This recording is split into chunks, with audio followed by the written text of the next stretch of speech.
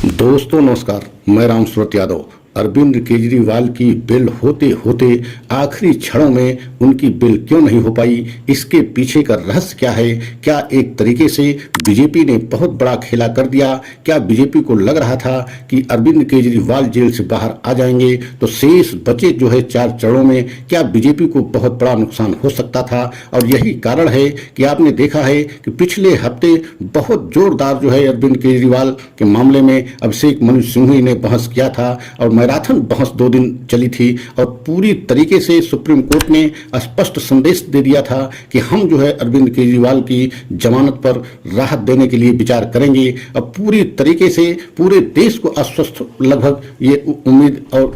दिखने लगी थी कि अरविंद केजरीवाल जल्द ही जेल से बाहर आ सकते हैं। लेकिन आज आपने देखा है कि उनकी बेल होते होते आखिरी क्षणों में ऐसा क्या हो गया कि उनकी बेल पर किसी भी तरीके से कोई आदेश नहीं हुआ और जज महोदय मतलब जस्टिस संजीव खन्ना की बेंच जो है बिना किसी आदेश किए हुए जो है उठकर चली गई। तो क्या कोई बड़ा खेला बीजेपी ने कर दिया कि जो है अरविंद केजरीवाल अब बाहर नहीं आ सकते हैं? आज हम इसी पर बहुत बड़ा खुलासा करेंगे। अगर आप हमारे चैनल पे पहली बार हैं तो चैनल को लाइक सब्सक्राइब करें, वीडियो को अंत तक जरूर देखें क्योंकि अंत तक नहीं देखेंगे तो पूरा सच समझ में नहीं आएगा। सबसे पहले आपको ये बताना चाहते हैं कि अरविंद केजरीवाल को लगभग 1.5 महीने हो गए जेल में, लेकिन उनको लेकर के उनके मामले को केस को लेकर के अभिषेक मनु सिंघवी पूरी तरीके से लोअर कोर्ट से लेकर के हाई कोर्ट में एवं जो है सुप्रीम कोर्ट तक बहस किया और जिस तरीके से उन्होंने दलीलें दी पूरी तरीके से सुप्रीम कोर्ट आश्वस्त हो गया था कि हम जो है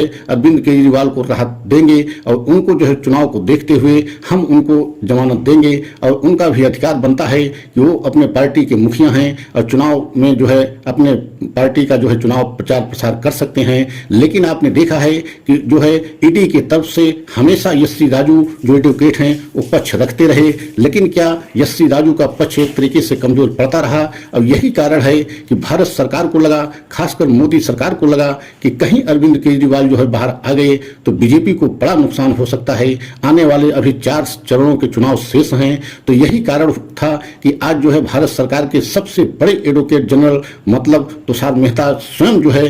सुप्रीम कोर्ट गए और एक तरीके से भारत सरकार की तरफ से एवं ईडी के पक्ष से ईडी की तरफ से जो है बहुत जोरदार बहस करते हुए स्पष्ट जो है सुप्रीम कोर्ट में कहा कि जो है कानून के नजर में जो है मुख्यमंत्री हो या कोई हो या सामान्य व्यक्ति हो सभी एक बराबर होते हैं। अगर आप चुनाव के लिए अरविंद केजरीवाल को अगर बिल देते हैं, जमानत देते हैं तो आने वाले समय में बहुत बड़ी समस्या जो है सुप्रीम कोर्ट के सामने खड़ी हो जाएगी, क्योंकि हर किसी को कोई न कोई जो है अपनी समस्याएं होती हैं। तो क्या हर व्यक्ति की समस्या देखी जाएगी? अगर आप अरविंद केजरीवाल को जो है बिल दे रहे हैं, जमानत दे रहे हैं, तो कल को कोई किसान भी आएगा और वह भी कह सकता है कि हमें भी अपने खेतों की बुआई करनी है, हमें भी जो है इस समय जमानत दी जाए। कल को कोई जो है और बिजनेसमैन आएगा, वह भी यही जो है तर्क दे सकता है और वह भी जमानत के लिए आपसे कहेगा, तो क्या आप जमानत दे सकते हैं? यही कारण है कि अंतिम क्षणों में जिस तरीके से पूरी जो है सुप्रीम कोर्ट ने जो है सुनवाई करते करते जिस जो है एकदम लग रहा था कि अरविंद केजरीवाल को जमानत मिल जाएगी, लेकिन ऐसे वक्त पे खासकर अंतिम क्षणों में पूरी तरीके से सुप्रीम कोर्ट के जस्टिस संजीव खन्ना ने जो है संजीव खन्ना की बेंच ने बिना किसी फैसले को किए हुए जो है उठ करके बेंच चली गई और कोई फैसला जो है अंतरिम राहत के लिए खासकर केजरीवाल को नहीं दिया। तो क्या ऐसा लग रहा है कि बीजेपी सरकार ने बड़ा खेला कर दिया? तुषार मेहता जी को खड़े करके जिस तरीके से जो है दबाव सुप्रीम कोर्ट पर बनाया गया और आपने देखा भी है कि तुषार मेहता पूरी तरीके से जो है दबाव सुप्रीम कोर्ट में बनाते हुए ये कहा कि जब ईडी विरोध कर रही है, ईडी अभी उस पर इंक्वायरी कर रही है, जांच कर रही है, तो ऐसे में अरविंद केजरीवाल को जमानत देना या उनको जो है बिल पर जो है रिहा करना पूरी तरीके से जो है उचित नहीं होगा। तो आपने देखा है कई बार जो है संजीव खन्ना ने बहुत जो है कड़े सवाल को पूछा भी, मतलब तुषार मेहता से भी पूछा,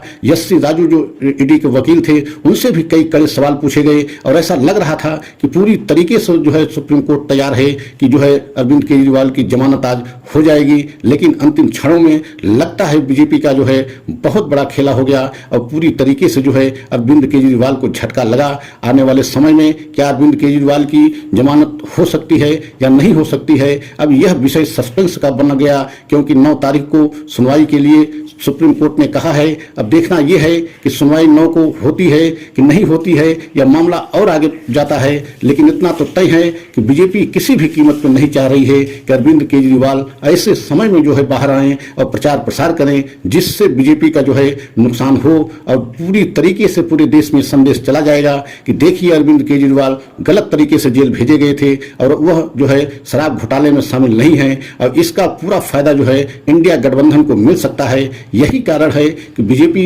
जो है नहीं चाहती कि अरविंद केजरीवाल बाहर आए, और यही कारण था कि आज भारत सरकार के सबसे बड़े वकील मतलब एडवोकेट जनरल, सॉलिसिटर जनरल मतलब तुषार मेहता स्वयं जो है सुप्रीम कोर्ट में जाकर के ईडी के पक्ष से और भारत सरकार के पक्ष के से जो है बहस किया कि किसी भी कीमत पर जो है अरविंद केजरीवाल को जमानत नहीं दी जानी चाहिए। तो आने वाले समय में देखना है कि अरविंद केजरीवाल को राहत मिलती है कि नहीं मिलती है। अगर हमारा यह वीडियो अच्छा लगा हो तो लाइक सब्सक्राइब करें, कमेंट के द्वारा अपनी राय अवश्य दें। अगला वीडियो पुनः लेकर के आएंगे। जय हिंद, जय भारत।